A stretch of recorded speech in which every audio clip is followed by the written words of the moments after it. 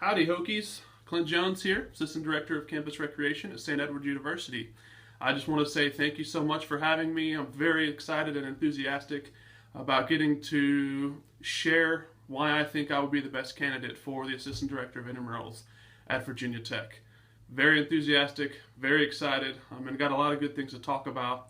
But before I do that, I want to make sure that I say thank you for allowing me to be in front of you today. I know you guys have very strict and tight schedules, and I know you've had several valid candidates for this position.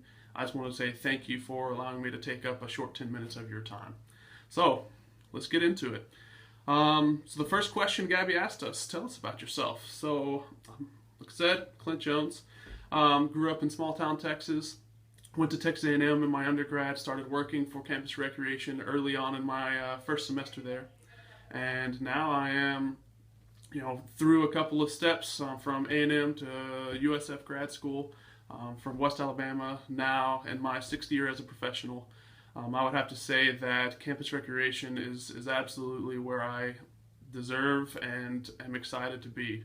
I have worked very hard to get where I'm at now. I come to you as a first generation college student. None of my family went to college. So that was a very, very hard transition going from high school to college, and earning that degree, and moving along those lines and furthering my career and going on as to get my master's degree as well. I think it was in grad school that I really found out what campus recreation meant to me, and is why I decided to go into this as a career. I was fortunate enough to have 3 students after my first year of grad school go into the field as grad assistants themselves, and helping them along the way really helped shape what I thought would be the most important aspect of their careers, because for me at that time that was the most important thing for me as a grad student, and being able to allow them to go fulfill their dreams and now are professionals in the field as well, is really, really, really where it set home for me. So that was just a really, really awesome experience, and I knew that from then on I was going to be in higher education for the rest of my career. Just a few things about me. I am an eternal optimist. There are always roadblocks that get in our way. I'm never one to get down on those roadblocks. I'm very, very excited, to be faced with those types of challenges. From day we're born, we're all faced with different challenges in our lives, and we all run different paths. And it's in our job to get through them one way or another. And I think the way that I go about it is a very optimistic route. I always am looking at the next step and how we can get there in the most easy and efficient manner, while also making sure that we get the goals accomplished along the way that we set out to achieve. So yeah, the eternal optimist. I come from a family of 4, 3 younger siblings. I'm the oldest of the bunch. The reason I strive so hard to make sure that I do a great job on campus recreation is because I come from a family that is traditionally very overweight, even to some extreme obesity cases.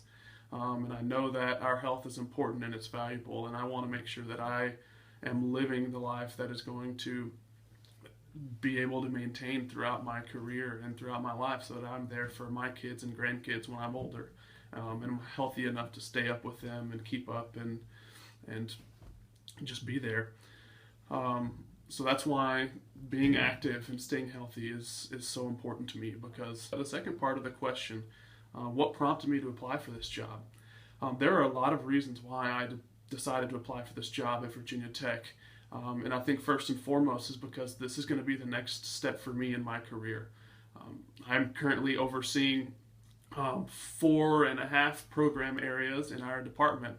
Some people might think that just going back to intramurals is going to be maybe restrictive of my career. Well, I think of that in the opposite. I'm excited about that opportunity to get back in the intramurals.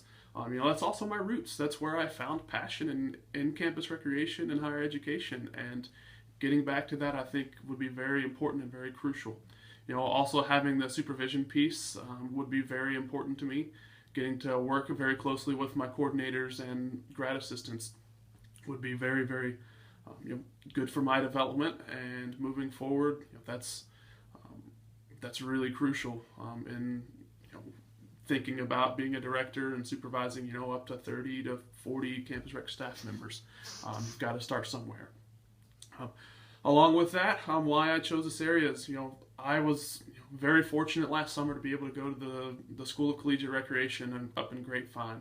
And I got to know your director, Allie, very well. She was my team leader, and I got to know a couple of the other members of your campus recreation department and speak to them very thoroughly about the position in Virginia Tech in general and all the awesome opportunities that you guys have been given there. And I think that I would really make a great addition to the team at Virginia Tech. I resonate with everything that was told to me there about the tradition of the university, the tradition of campus recreation. The university itself has a lot of pride, and I come from a school at Texas A&M that had a lot of pride and tradition, and I think that's something that I very much value in my collegiate experience, and would be very fortunate to be able to get to share that with other students. So why I want to go into the assistant director specifically, I talked about it, back to my roots, supervision. I'm able to talk about the big picture, and I know that the program itself is, it's bursting at the seams pretty much. You don't have to try very hard to get people into your space. You just have to have enough space for all of the people that you have there on campus. I think with my diverse experiences at small colleges and big cities and big colleges, I think I would bring a very unique perspective to the table that could potentially help us come up with new ideas or ways to better use our spaces, that are limited based on the number of students in our student body at Virginia Tech. I also think it's really cool that almost everybody on your department gets the opportunity to serve in various leadership roles, and get to be a part of the bigger picture and working with that staff to develop new programs and new ideas and new ways that Campus Rec can be a better proponent of wellness on campus and within the community. All of those are reasons that I value and think this would be a very, very good fit for me. So let's go on to number 3, my leadership style. I absolutely identify as a servant leader. So if you guys have ever read the books by Skip Pritchard, he talks about the 9 qualities of being a servant leader. I'm not going to go into all 9 of those, but I think all of them are very important, and I recommend you go in and read that book if you get an opportunity to. But what I want to talk about are 4 that really resonate with me the most, and that is cultivating trust on the team, developing others by letting them lead, encouraging, and then selling instead of telling. So let's talk about cultivating trust on the team. I think the way you earn trust is getting down in the trenches with your employees. Letting them know that I am no better than you just because my title might be a little bit above yours. I think it's important for everyone to be able to do every job as a team, and that is very valuable and very important.